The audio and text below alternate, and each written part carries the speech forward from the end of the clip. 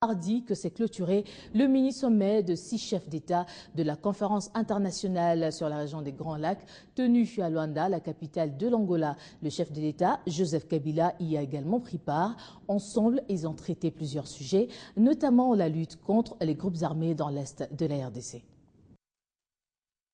L'hôte des marques et président en exercice de cette conférence, l'Angolais José Eduardo dos Santos, le Rwandais Paul Kagame, le Congolais de la République démocratique du Congo, Joseph Kabila Kabange, et celui du Congo-Brazzaville, Denis Sassou Nguesso, l'Ougandais Yoweri Museveni, l'invité du sommet, le président sud-africain Jacob Zuma, le Tanzanien Jakaya Kikwete, lui aussi invité, ne s'est pas joint aux discussions.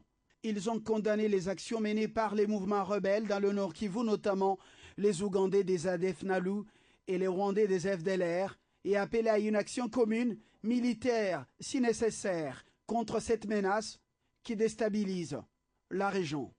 Mais il a été tout de même reconnu qu'il y a eu des avancées significatives suite aux actions des FARDC contre les ADF Nalu, dont les effectifs sont neutralisés à au moins 80%. La crise diplomatique entre le Rwanda et l'Afrique du Sud a été aussi largement abordée par les chefs d'État. Pendant un peu plus d'une heure, ils sont restés seuls dans la salle de réunion. Un huis clos, c'est l'opportunité d'une discussion franche et honnête, de nature à planir les différents signaux RFI qui évoquent une source au sein de la CIRGL. Ce différend, c'est sans doute la montée des tensions entre l'Afrique du Sud et le Rwanda. L'Afrique du Sud a-t-elle réglé ses comptes devant témoins? C'est ce qu'avancent en tout cas certaines sources, indiquent RFI. Pretoria aurait souhaité montrer qu'on ne s'attaquait pas à la puissance continentale impunément. D'autres se contentent de dire que le Rwanda a affiché une mine triste à la rencontre de la capitale angolaise, craignant une certaine hostilité. Dans l'actualité également, c'est la deuxième conférence sur les mines qui a vécu à Goma, chef-lieu de la province du Nord Kivu, ouvert et clôturé par le chef du gouvernement Matata Ponyo. Représentant le chef de l'État, le Premier ministre a exprimé la volonté du gouvernement à améliorer les conditions sociales des populations à travers une bonne gestion des ressources minières. Et justement, pour en savoir un peu plus, nous sommes en ligne avec le communicateur de la majorité présidentielle, Franklin Chamala. Première question. Sur quelle note se sont clôturés les travaux de la conférence sur les mines? Cette édition a vu la thématique être étendue sur la gestion transparente de toutes les ressources naturelles. On fait compris les mines, la faune, les forêts, les eaux, les ressources pétrolières de notre pays, j'en passe de meilleur. Et donc cette conférence-là s'est clôturée sur une bonne note parce que la préoccupation et des acteurs étatiques et des acteurs privés, et même de la société civile, a continué à focaliser son attention sur les moyens qu'il faut mettre en œuvre pour muer ou transformer les potentielles richesses de notre pays en ressources profitables pour notre peuple. En ressources profitables, c'est-à-dire des ressources susceptibles d'être distribuées à notre peuple en argent frais, en infrastructures sociales comme les écoles, comme les hôpitaux, comme les routes, comme les ponts, comme les aéroports, j'en passe de meilleur. Et donc, la préoccupation et des acteurs privés, et des acteurs du secteur public, des acteurs de la société civile, a tourné autour des moyens qu'il faut mobiliser pour muer les potentiels richesses de notre pays dans le secteur des ressources naturelles en ressources profitables, en ressources effectives qui peuvent être distribuées par notre peuple. Peut-on connaître les différentes recommandations qui ont été prises? Lorsque vous lisez les différentes recommandations qui ont été formulées par toutes les composantes, ces différentes recommandations concourent effectivement à impulser dans ce secteur de l'exploitation des ressources naturelles la bonne gouvernance. La bonne gouvernance et la transparence dans l'exploitation des ressources naturelles. Une bonne gouvernance et une transparence qui soient à même d'impulser le développement durable.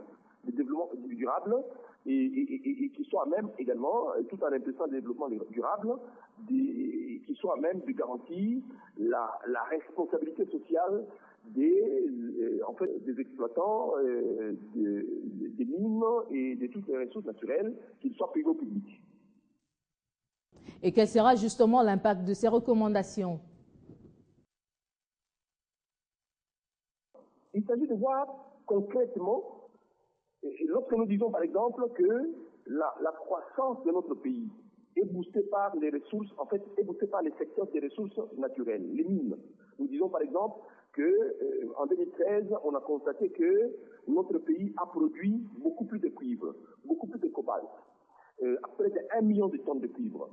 Il s'agit de voir maintenant si cette production de richesses-là a généré suffisamment de ressources publiques, des ressources pour les comptes du Trésor, suffisamment de ressources qui soient en rapport avec les bénéfices que les privés qui ont investi dans ce secteur tirent.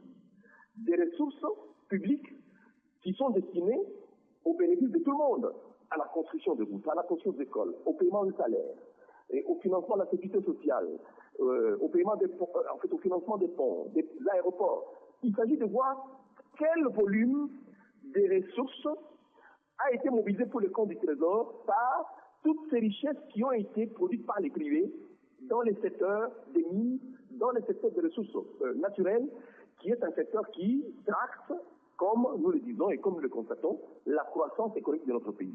C'est cela, en fait. C'est cela l'élément indicateur sur duquel nous allons évaluer les travaux de cette conférence dorénavant. Merci Franklin Tchamala. Je rappelle que vous êtes communicateur de la majorité présidentielle. Vous avez participé aux travaux de la conférence sur les mines à Goma. Changeant de cap, le processus d'exploitation du gaz méthane dans le lac Kivu poursuit son bonhomme de chemin.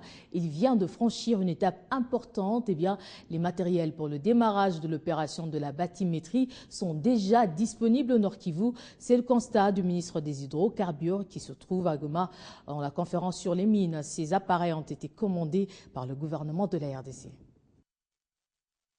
L'exploitation du gaz méthane du lac Kivu, c'est l'un des sujets qui s'invitent dans les débats dans la sphère des décisions en République démocratique du Congo, depuis que plusieurs organisations fustigent le retard que connaît le pays, alors que son voisin, le Rwanda, avec lequel il partage cette richesse, est très avancé. Véritablement qu'à gagner, et les autorités du pays en ont visiblement pris conscience.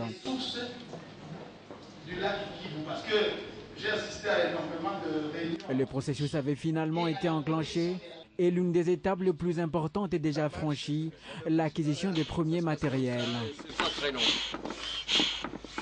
Vous avez vu l'équipement, le Zodiac qu'on a importé. Ça permet de terminer l'opération de la bathymétrie.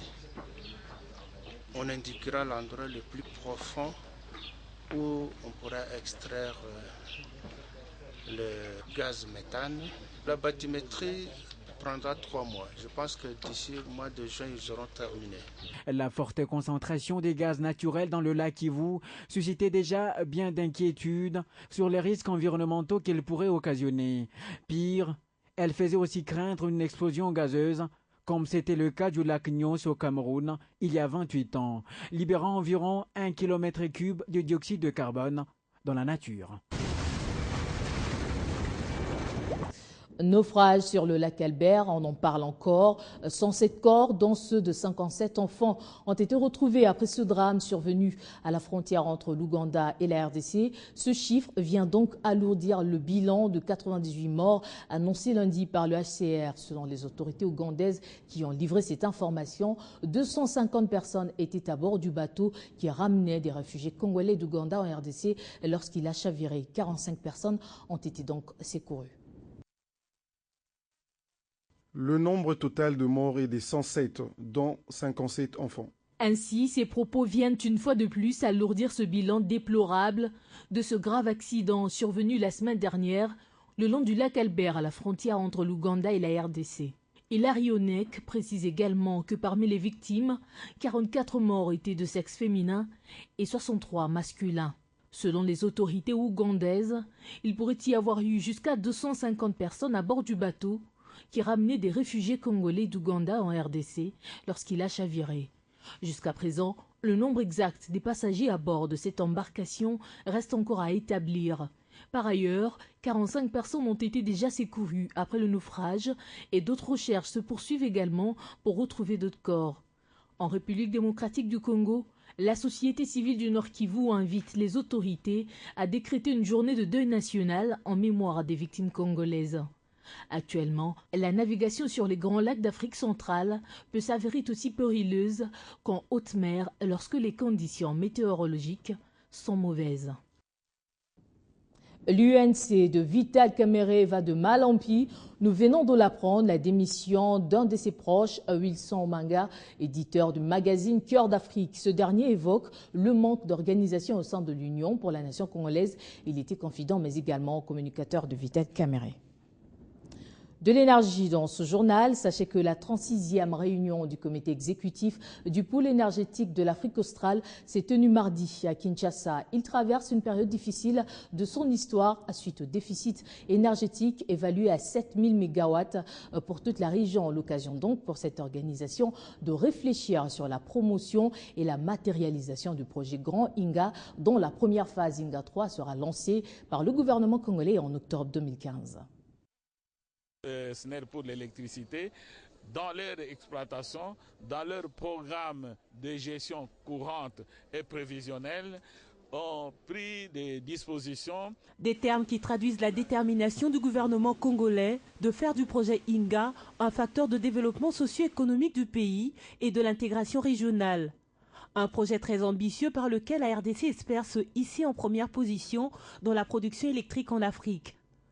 Sur ce projet également, le comité exécutif du pôle énergétique de l'Afrique australe réfléchit encore. C'est d'abord la détermination de toutes les sociétés membres du pôle d'aller de l'avant pour relever les défis de ce déficit énergétique qui prévaut dans la sous-région, de manière à pouvoir soutenir l'industrie de la sous-région. Depuis le début de l'année, plusieurs sites hydroélectriques exploités par la Société nationale d'électricité font face à l'étiage, ce qui a accentué le délestage et la facturation déjà très mal vécue par la population congolaise. Ces soucis-là est déjà pris en compte par le gouvernement de la République démocratique du Congo. Nous avons signé en février 2012 un contrat de performance où le gouvernement s'est engagé à doter SNEL des prix de tarifs rémunérateurs. Le pôle énergétique de l'Afrique australe, dont la mission est la promotion de la coopération dans le domaine de l'énergie, évalue le taux de croissance annuel de la demande à 2,7% l'an, ce qui constitue un frein au développement de la région SADC tout entière. Autre chose à présent, à l'hôpital du Cinquantenaire, les journées portes ouvertes se poursuivent. Et pour ce mercredi, c'était le tour des FARDC, le Conseil national de l'ordre des médecins, la société civile et les femmes maraîchères qui ont donc visité cette formation médicale. Suivez. À ne pas se méprendre, cet engin n'est pas un vaisseau spatial, mais plutôt la chambre oxygène hyperbare de l'hôpital du Cinquantenaire, la machine grande attraction des journées portes ouvertes. Cette machine, unique en Afrique, est destinée au traitement des intoxications graves. C'est vraiment l'une des rares installations peut-être en Afrique. Puis, direction la maternité avec ses installations modernes pour une meilleure prise en charge de la femme dès les premières contractions jusqu'à l'accouchement. Ça vous donne le tracé ECG de la femme, ça vous donne sa température, sa tension artérielle, sa saturation en oxygène, tous les paramètres vitaux. Ça a la capacité de voir même les jumeaux. Si vous avez des jumeaux, ça fait le monitoring des jumeaux. Les visiteurs sont également passés par les urgences, le bloc opératoire et la radiographie. Nous avons vécu dans cette ville. On nous a toujours dit que, d'ailleurs on le disait tout à l'heure, que c'était un bâtiment qui risque de s'écrouler parce que si on essaye de le modifier. Mais en le parcourant, je pense que l'État congolais, le président de la République, a fait une œuvre utile pour la communauté. Cette modernité qui se voit par l'entremise de différents appareils qui sont installés ici, pour nous autres qui avons déjà eu le privilège d'aller nous faire soigner à l'étranger, nous disons que c'est l'image d'un hôpital belge qui est installé là, c'est l'image d'un hôpital sud-africain qui est installé là. Ces visites se poursuivent et toute la frange sociale du pays y est invitée.